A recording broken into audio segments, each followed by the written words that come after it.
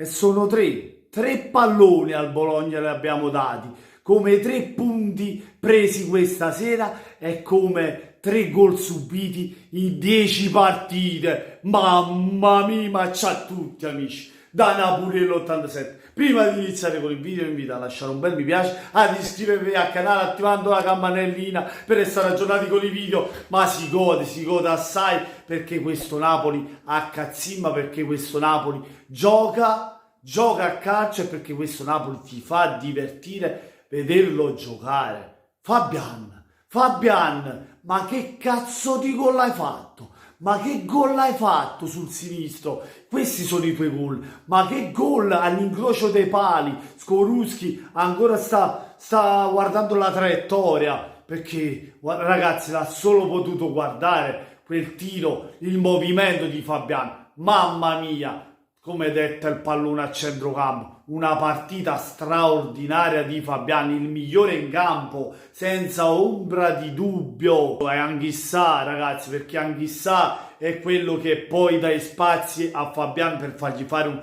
una determinante partita, perché Anghissà recupera tanti palloni anche questa sera, anche se non ha dovuto fare chissà quanti sacrifici, perché oggi il Bologna non è che abbia fatto chissà cosa. Grazie a chi però anche qui, grazie a chi ha la fase difensiva, perché se a centrocampo abbiamo due mostri come Fabian e Anghissà, in difesa abbiamo il Muro Koulibaly e Ramani, che se è accoppiato con lui diventa un mini muro. Mamma mia, mamma mia, a me mi fa godere questa squadra, è veramente forte. 3-0 ragazzi, senza subire il Bologna, perché che cosa ha fatto il Bologna ragazzi? Non ha tirato in porta, vogliamo contare il mezzo tiro in porta, cioè Ospina si è preso il caffè, si è fatto un cornetto, è andato al bar, ma veramente Mario Rui ottima partita, così come Di Lorenzo che sì si è visto poco, però comunque bene anche lui, la fase difensiva perfetta perché non si è subito niente, a centrocampo Anghissà e Fabian Ruiz come vi ho detto il migliore in campo. Cioè ragazzi determinanti, Insigne che fa 2 gol su calcio di rigore, la fiducia data da Spalletti oggi è stata ripagata, Insigne è stato bravo a calciare entrambi i rigori, bravo Osimhen a guadagnarsi il primo calcio di rigore su Medel. Ragazzi non dite che non c'era il rigore, perché c'era, Medel è andato alto proprio a levargliela dalla testa ad Osimhen con la mano alzata, e calcio di rigore tutta la vita quello. Sicché non dite cazzate nei commenti, ma raccomando, se siete sportivi dite le cose giuste. Riguardo il secondo rigore, Osimhen stesso si prende anche quello perché viene calciato da dietro, un altro rigore che c'è netto.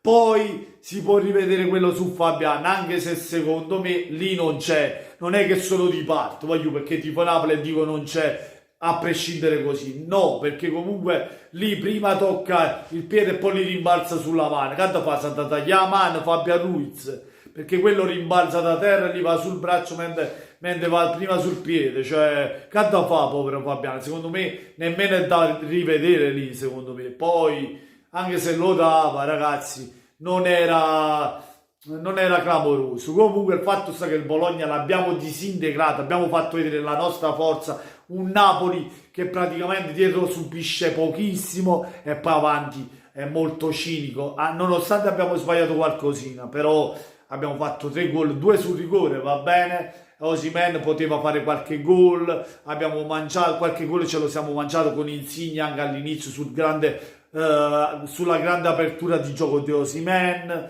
cioè ci siamo divorati qualche palla gol, lo stesso Mario Rui. Però comunque questo è un grande Napoli, è un Napoli che si riprende la vetta meritatamente. Siamo lì ragazzi, sognare non costa nulla, però l'obiettivo principale con i piedi a terra è la Champions, partita dopo partita, step dopo step, e vediamo dove arriviamo. Ragazzi, mi raccomando, lasciate un bel mi piace se vi è piaciuto il video, ma soprattutto se ancora non l'avete fatto e che aspettate la carrozza, iscrivetevi al canale di Napuriello 87. Che è successo amici? Che cosa è successo? Aspettavate il Napoli che inciampasse? Non è mica la Juve che inciampa col Sassolino e con l'Embolino. E non è mica il Milan che sta là dreta gufecchiare. Non è l'Inter che è Carender. No, Il Napoli per adesso si dà in navetta e gli altri tutti giù per terra. Con questo è tutto, ragazzi. Buonanotte a tutti, amici. Da Napoliello 87 come sempre, ragazzi.